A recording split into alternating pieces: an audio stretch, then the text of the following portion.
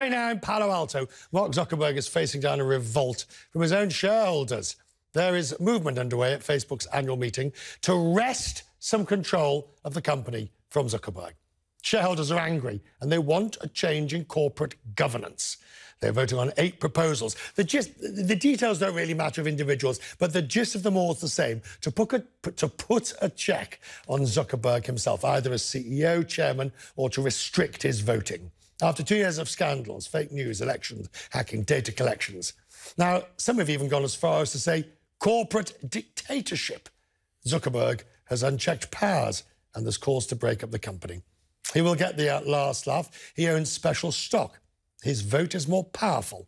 All the proposals failed. We want you to join the conversation. Get out your phones, cnn.com/join.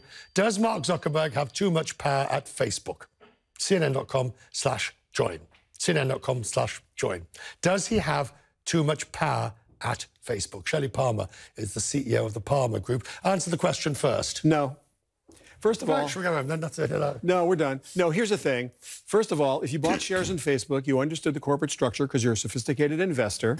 And those special shares that he has that give him voting rights, the super voting rights, have always been in place. So if you've bought shares in the company, you knew what you were buying. But there's a much more important reason why he doesn't have too much power, in quotes. And that is he is allowed, like a private company CEO would be, to think long term.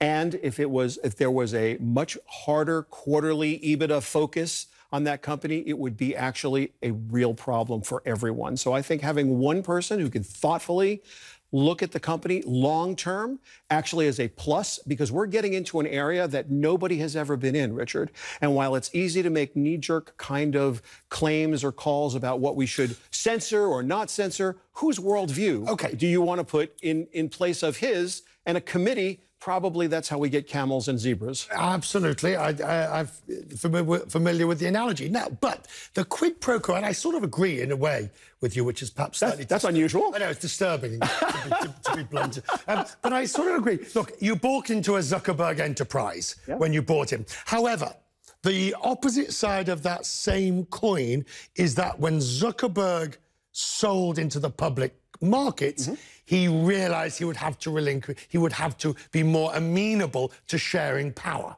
That's the other side of exactly the same coin. Yeah, I guess it would be the other side. At the end of the day, people did invest in his company. That's correct. By the way, Facebook is unprecedented in its size, and the problems that it is facing are unprecedented in history based on its size. We've never collected this many human beings before. We've certainly never done it with data science. We've certainly never done it with the intent of getting them to click on ads. And we didn't understand, nobody understands the full social implications of the media addiction that's happening. We just don't know. Nancy Pelosi might not understand it, but she's certainly angry at the portrayal of her, the fake portrayal of her that was widely disseminated. Listen to what the Speaker of the House said.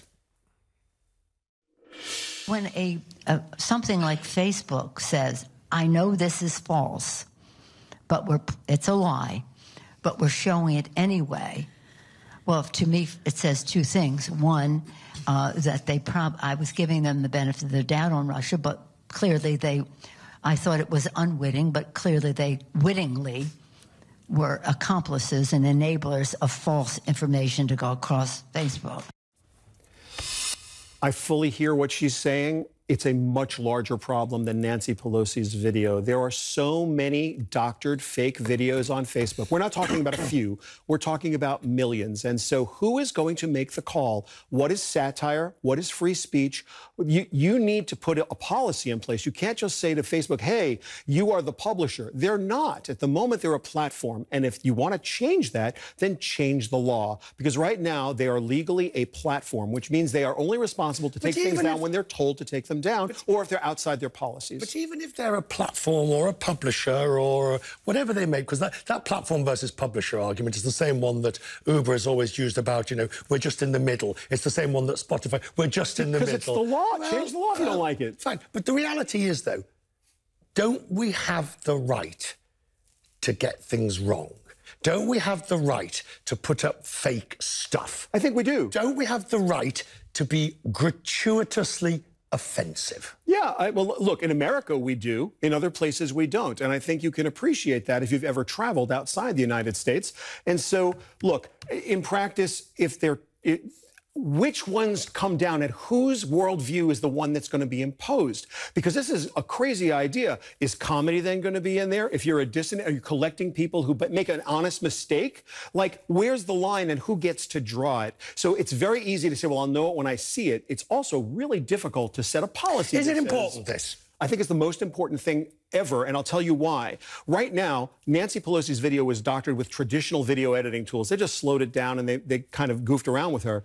In about 36 months or less, deep fakes are going to be created by AI that will be an indistinguishable Richard Quest from Richard Quest. You'll have your voice, have your mannerisms, look exactly like you and be on this set, and it'll be completely fabricated. And nobody outside will know, even you will not know whether it's you or fake. And when that happens, we are really going to be in trouble. So the question now becomes, who gets to publish what and at what scale? Because at a certain point, we're not going to know what's real and what's fake. And it is not science fiction. Go search deep fakes on the internet. It will blow your mind. Go to a website called thispersondoesnotexist.com.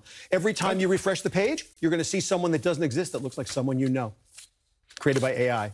Different world. Out of a job. Yeah. 74. By the way, I can't read them. 70% say he's got too much power. They're probably right, but that's what they bought. You can't argue with that. All right. I'll try and think of what. Good to see you as always. Welcome to our new studio.